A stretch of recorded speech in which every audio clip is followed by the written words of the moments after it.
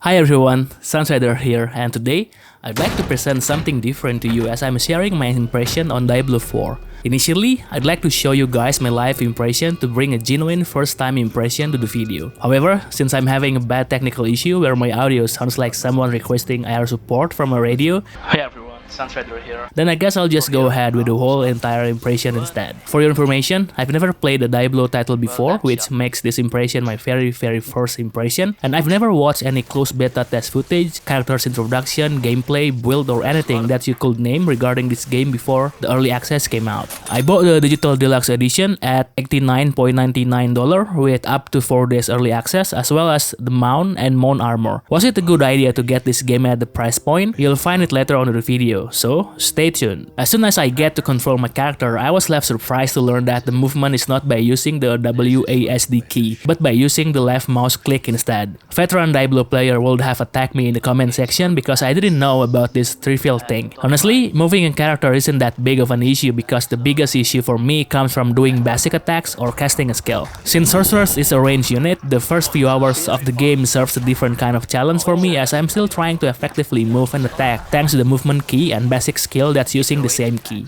Yes, I know as a ranged unit I should have played from a distance, but seeing the enemy that keeps chasing me down, the first few hours feels like playing an ADC in mobile games where you're kiting the enemy. Just when I thought I found a solution to my problem, I just realized that aiming while moving does have its own drawback because I often came to this case where I'm moving and meant to do basic attack but turn into movement because I misclick on the map. After a few hours into the game and countless left clicking and kiting the enemy, I finally found a way to attack while standing still, and that's by holding the shift key. I wish I should have found this information earlier, not being afraid to misclick during basic attack. I think if you're really new to the ARPG genre, then my biggest suggestion for you when you first start the game is to pick a familiar unit like Barbarian or Druid, as they don't necessarily need you to keep your distance, allowing you to immerse yourself in the entire experience faster. I think, in terms of combat, Blizzard didn't reinvent the wheel by adding something revolutionary to Diablo 4. From what I've seen on YouTube, the overall skill is still relatively similar or at least inspired from the previous installment. On the early access that I've played, my sorcerer is currently sitting on level 32 and has unlocked most of the skill tree, including the last one that I believe will provide a significant passive to my sorcerer. Talking about skill tree, I think Diablo 4 goes in the right direction by allowing characters not following a specific skill set. I think the best example for what I want to say is the skill tree from Ragnarok Origin.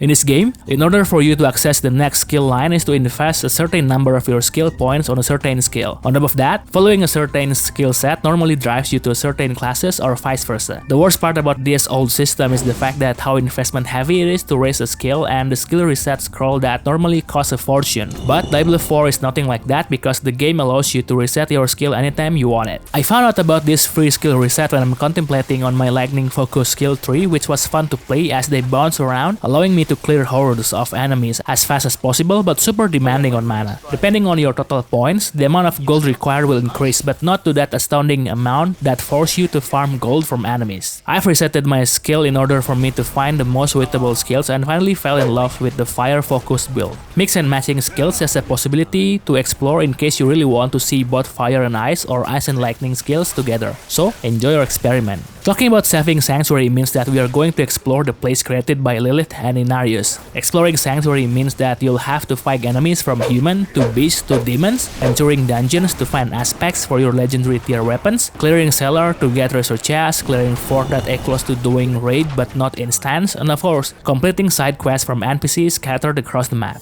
As repetitive as it might look, clearing the game contents isn't that repetitive, depending on how you play.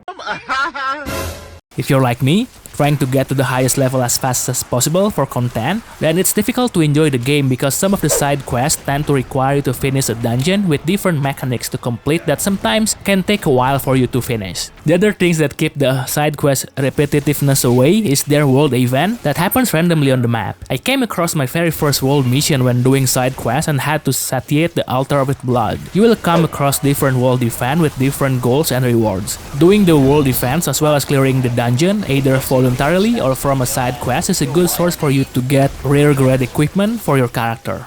As I rarely play ARPG genre, boss fighting is something that I look forward to experiencing as this will help me understand the whole experience of Diablo 4 from skill build, equipment, as well as A to hand coordination. I fought 3 to 5 world bosses and they're fun to experience. The one that sticks with me the most was the Manlock Fortress one, where I had to clear 3 mini bosses and ultimately fight Manlock himself. Equipment grade is divided into 3 groups, from magic, rare to legendary. When you first start the game, finding blue equipment is good enough for you. As your level grows, getting rare grade equipment shouldn't be your worry, as you're more unlikely to get one. The one that might become your worry is getting the red grade equipment that has a lower drop rate. As good and easy as it sounds, there are 2 problems that I found during my gameplay. One is the substats of the weapon that we get. Diablo game diehard fans or any ARPG fan will totally understand this, but newer players need to understand that sometimes it's more than just the total defense that we can get from an equipment. Why is it important?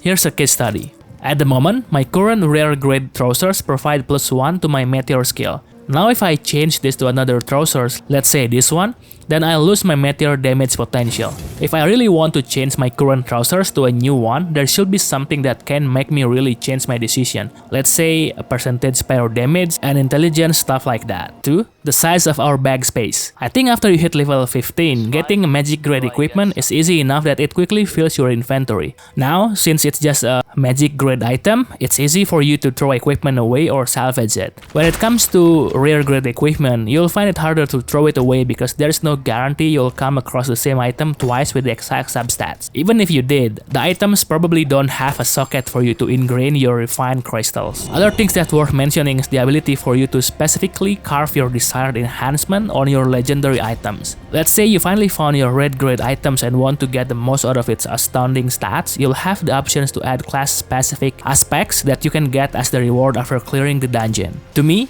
Diablo 4 allows me, a non-ARPG fan, dive into the title and enjoy what one of the biggest ARPG title has to offer. Despite my personal shortcoming on movement and aiming, the rest of my experience is a good one that leaves a good impression on the game. Combat is fun for someone new to the genre. Classes that's not restricted to a certain build where we can flexibly play what we find best, leveling that's far from the idea of grinding for XP, as well as equipment and contents that scales with our progression. For a first timer, that checks all the boxes for me. However, despite the positive statement, I do have some feedback that I think might improve the overall game experience for newer players. My number 1 feedback is travel. Considering how big the map is, I find traveling from place to place is kinda boring and should have been improved with auto tracking or mount. This is the issue that I found when I'm doing side quests where their objective location tend to be located far away. I'm not sure with you guys, but with how much I'm left clicking when playing this game, this is the first time my hand ever went numb playing a video games. I checked on the stable manager to see if we could get our mount, and luckily we could. All that we have to do is to complete done side quests in order for us to be able to get our mount. I do understand that the majority of players that buy this game are die-hard fans who are totally aware and customized with traveling without a mount, but please do understand that there's some new players who want to enjoy the game and brand new to the title.